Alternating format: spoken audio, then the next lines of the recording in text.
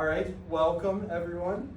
Today we are going to do a little professional development on supporting students with IEPs and 504s.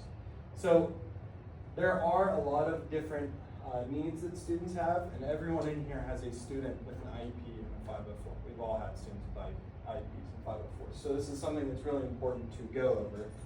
And I know it's really easy to feel overwhelmed when you have students with IEPs and 504s, especially when you have a lot of them. Like, I teach the co-taught class, and the majority of my students have IEPs and 504s. So working through some of the strategies to easily meet their needs without overstressing you and without changing your plans a lot is really important. So we're going to talk about that today. So it's important that we talk about everything we're going to go over today, make the objective clear so you know what we're going to do, what we want to look at. By the end of this session, we want to be able to explain the differences between an IEP and a 504, which we can all probably do already, but just to go over that again. Identify the common challenges we face as general education teachers to support those students. Apply at least 3 practical strategies, 3 things we can actually use in the classroom that don't take up a lot of our time, that help us immediately. And to collaborate with some other colleagues to analyze some student profiles and suggest appropriate supports. So we all have different experiences. Some of us have taught special ed for the whole time they've been here, and some of us have taught general ed most of the time. So our different experiences should be helpful in coming up with some ideas. I by no means am the absolute expert on this, so I can learn some stuff from you guys as well. So why does this topic matter? Like I said earlier, everyone has a student with an IEP and a 504. I know that for a fact because I've been teaching with you guys all year. And this professional development will give practical tools to help them succeed. And it's easy to look at IEPs and 504s as just legal paperwork that we have to get by, but it really does help those students meet their needs. So it's important to get those students where they need to be, make sure they're doing what they need to do. And this is the slide where we'll talk a little bit about the differences between an IEP and a 504 and why they're both important. So an IEP, the Individualized Education Program, is important because it's students who qualify for special education services under the IDEA law.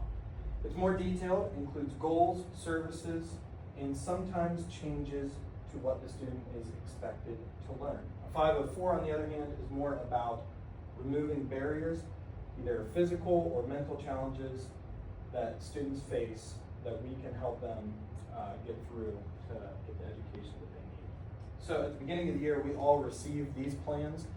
They come down from the office in a folder, so we all get a copy of these. And I am very guilty of just glancing through and not taking a whole lot of time to think about what each student needs. And it's important for me, especially, and for everyone else, to really dig into those a little bit before the school year starts and make sure we have a plan that will work for those students. And if we don't have a plan, to reach out to one of our colleagues in a PLC, or just to reach out to someone that you know to find some strategies to help with that. So what are some common challenges for teachers? And these are all challenges that I personally face while I teach the co-taught class. So understanding the difference between a modification and an accommodation, meeting a student's needs without taking time from other students is a big one.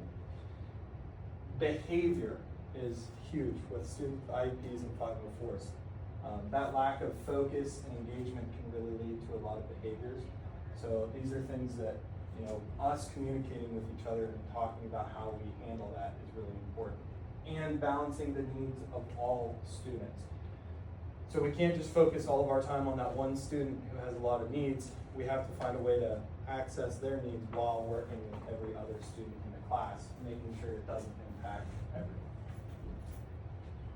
And the reason we're doing this today is because I sent out that email about what we thought we needed as teachers for a professional development. And one of the major ones was supporting students with IEPs and 504s. The most needed one was not this one, but it's something that we talked about earlier in the year, so I thought this one would be a good one to go over.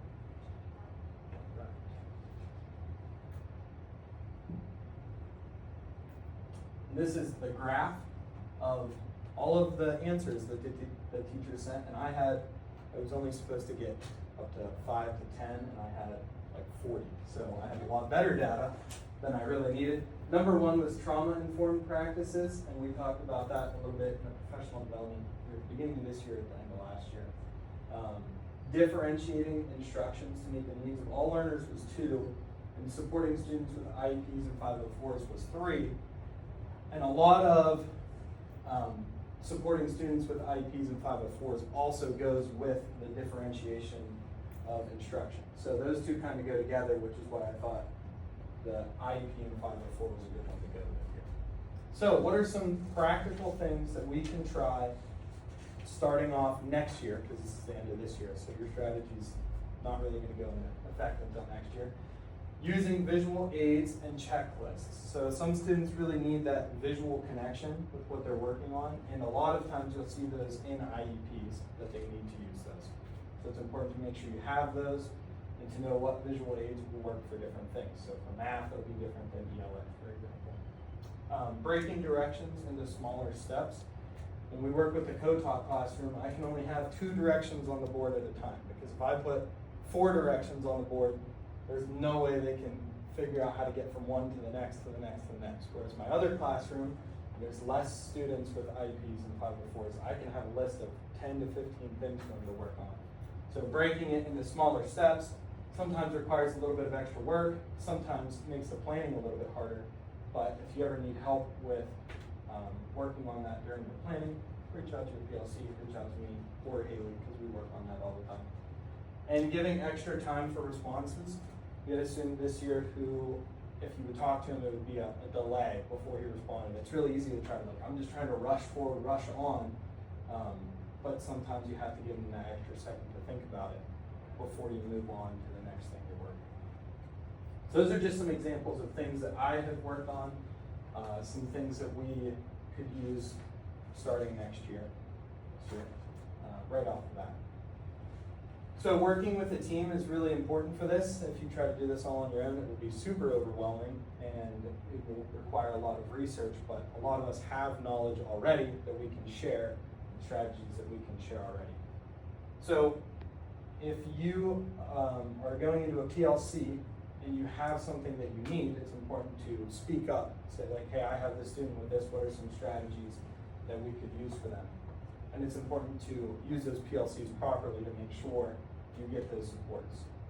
And asking feedback from support staff. We have a lot of paraprofessionals here. We have a lot of other people in our classrooms throughout the day that can also help. They've been around the kids for a while maybe, and they understand what they need. They know how they act at lunch and recess, and maybe that'll impact also how they act in the classroom. They have useful strategies as well. All right, so now we have a real classroom example. A 3rd grade student is struggling with staying on task. They have ADHD. The teacher added movement breaks and a timer for focus. And this increased that one specific student's focus. So that student was allowed to get up, take a break, maybe walk around in the hallway for a little bit, move around, and that helped them focus. When they came back in, they were locked back in. All they needed was, hey, do you need a little break? They say yes. You take them, give them a specific amount of time, you bring them back. And that helped with that student. Tried that again with another student. Totally didn't work. It was a complete waste of time. So we had to work with a couple different people. We worked with OT, and they decided one of the best things we could do was add a band to their desk. And that band on their desk, they sat and they kicked at it, which was definitely frustrating to hear as a teacher sometimes. But it did help them stay focused on what they were working on. So I had to sit them away from other students that would distract, and then we worked that all out. But it's important that we share those strategies, because those are things that could work for different students that we have. They might not work for every student though, so it's important to share all of the strategies that we have. And behavior and work completion has improved a lot when you use those strategies instead of just yelling at the kid, telling them they're going to get time out because they're not paying attention. So looking for those strategies. Now, the next thing I have is an activity. So we have 2 student profiles here, and we are going to get a little handout that I made over here.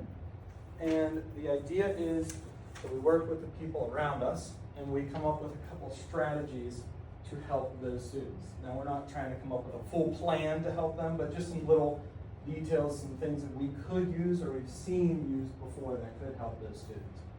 First student, student A, is a third grade student diagnosed with ADHD, struggles to stay focused during independent work, often leaves seat and misses instruction. Now, I gave the example of taking a break, right? There are a lot of other different things that you could use. You don't have to use an example from something we've talked about in the presentation.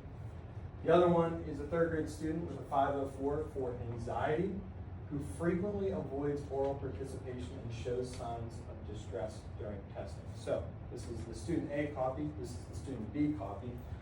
The student A copy's up here, the student B copy's up here. See what you come up with here for a couple of seconds. Give you about a minute, give you a little more